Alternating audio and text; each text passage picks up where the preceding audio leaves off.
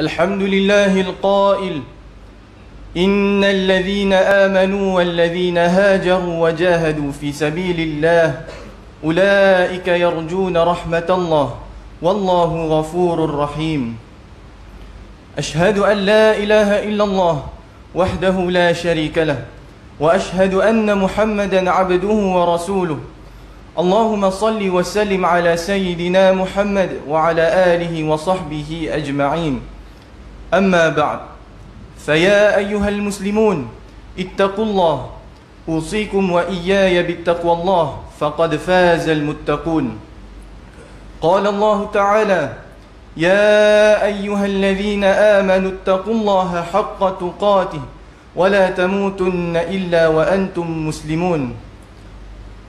Muslimin yang dirahmati Allah sekalian, marilah kita meningkatkan ketakwaan kehadrat Allah Subhanahu wa taala dengan menunaikan segala perintahnya serta meninggalkan segala larangannya.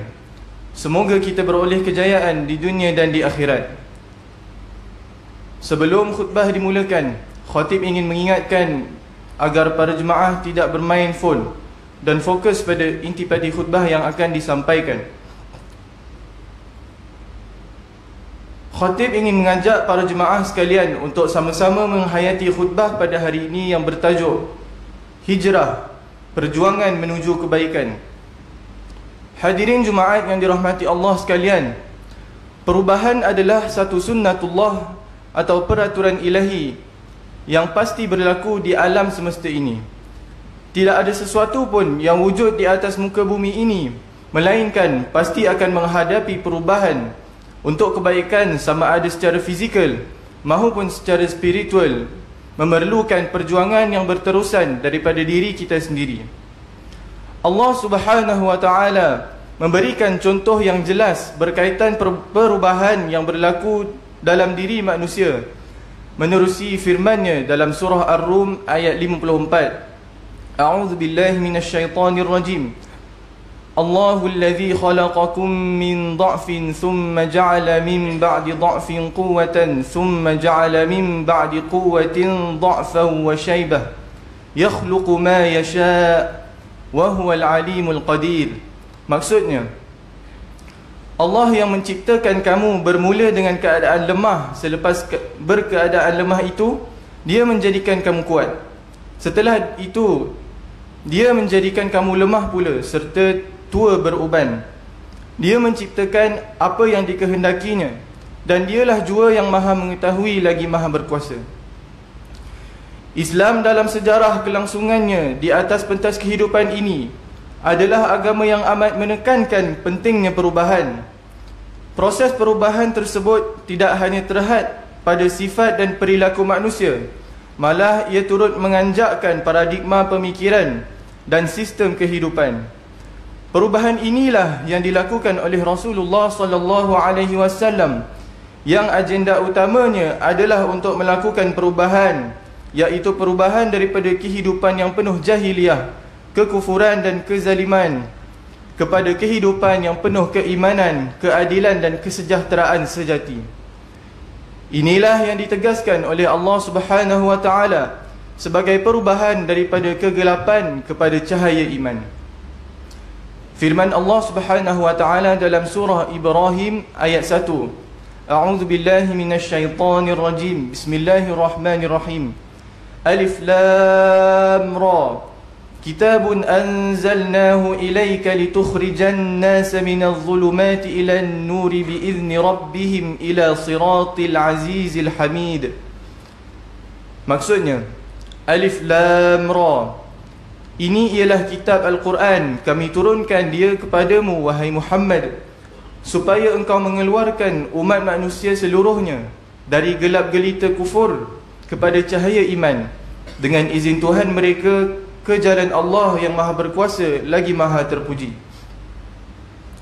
Jelas di sini bahawa manusia amat dituntut supaya melakukan perubahan dalam kehidupan mereka, iaitu berubah daripada keadaan yang tidak baik kepada keadaan yang baik, dan juga daripada keadaan yang baik kepada keadaan yang lebih baik lagi.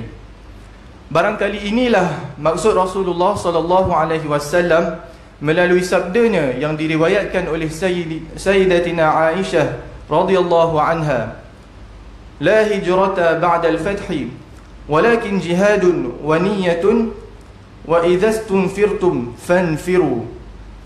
Maksudnya, tiada lagi hijrah selepas pembukaan Makkah, tetapi dengan jihad juang dan niat yang tulus, dan bila kamu diperintahkan berjihad, maka hendaklah kamu patuhinya. Hadis riwayat Bukhari dan Muslim. Hadirin Jumaat yang dirahmati, hijrah di sini bukan bermakna kita cuba melarikan diri atau mahu menyerah kalah. Sebaliknya, ia lebih merupakan salah satu koleksi nostalgia silam, bermotifkan menyedarkan umat Islam tentang persediaan untuk menyusun strategi di dalam medan perjuangan yang penuh cabaran dan dugaan, dan juga merupakan satu tuntutan komitmen berasaskan ketulusan niat, kekentalan azam dan kemantapan iman, serta menyimpul kemas satu keyakinan baharu untuk mencapai kesejahteraan hakiki dan juga kebahagiaan yang abadi di dunia dan di akhirat. Di samping itu, Allah Subhanahu wa taala juga memerintahkan umat Islam supaya melakukan perubahan sebagaimana firman Allah Subhanahu wa taala dalam surah Ar-Ra'd ayat 11. A'udzu billahi minasyaitonir rajim. Innallaha la yughayyiru ma biqaumin hatta yughayyiru ma bi anfusihim. Maksudnya, sesungguhnya Allah tidak merubah keadaan sesuatu kaum sehingga mereka sendiri merubah keadaan yang ada pada diri mereka sendiri. Di dalam tafsir pimpinan Ar-Rahman, maksud ayat di atas menjelaskan mana-mana kaum yang hidup senang lenang dan aman damai disebabkan oleh iman dan taat kepada Allah Subhanahu wa taala, juga oleh akhlak yang mulia dan terpuji. Sehubungan itu, Allah tidak akan mengubah keadaan mereka yang baik itu sehingga mereka mengubah apa yang ada pada diri mereka sendiri dari iman dan taat kepada kufur dan maksiat, dan dari akhlak yang mulia kepada akhlak yang keji. Kerana segala sifat dan perbuatan yang jahat dan keji itulah sebab yang membawa kehancuran. Demikianlah sunnatullah dan undang-undang peraturan Allah yang tetap berlaku kepada sekalian makhluknya. Hadirin Jumaat yang berbahagia, meninjau senario umat Islam kini, betapa mereka terhumban jauh dalam persaingan hidup dengan bergelut pelbagai kancah kegawatan dan krisis yang mewajarkan umat Islam kini terhimpit dengan kemelut, kemunduran, kemiskinan, kejahilan, perpecahan, perbalahan sesama sendiri, kelemahan, kemelaratan, malahan terheret sama ke arah kehancuran akhirnya.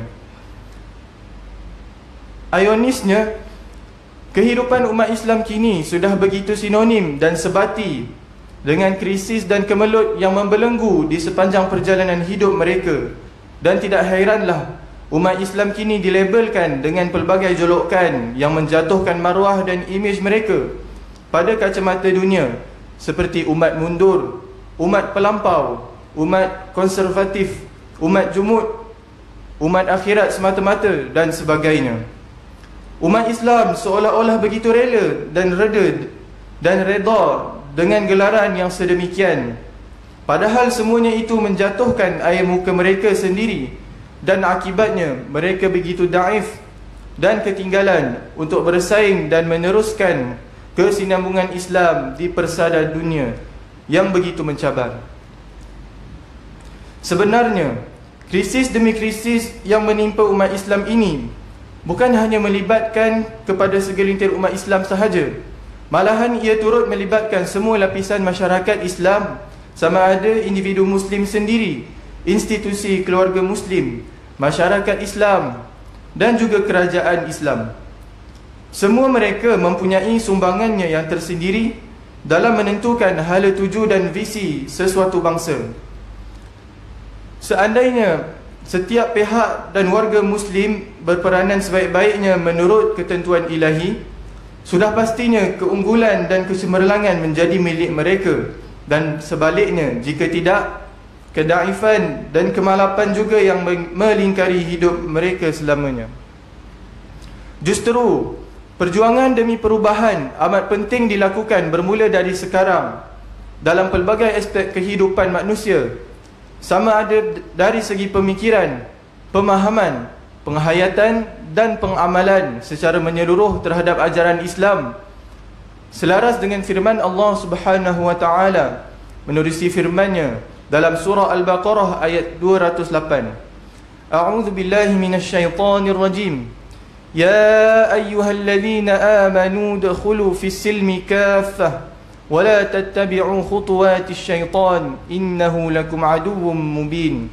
Maksudnya, wahai orang-orang yang beriman, masuklah kamu ke dalam agama Islam dengan mematuhi segala hukum hakamnya, dan janganlah kamu menurut jejak langkah syaitan.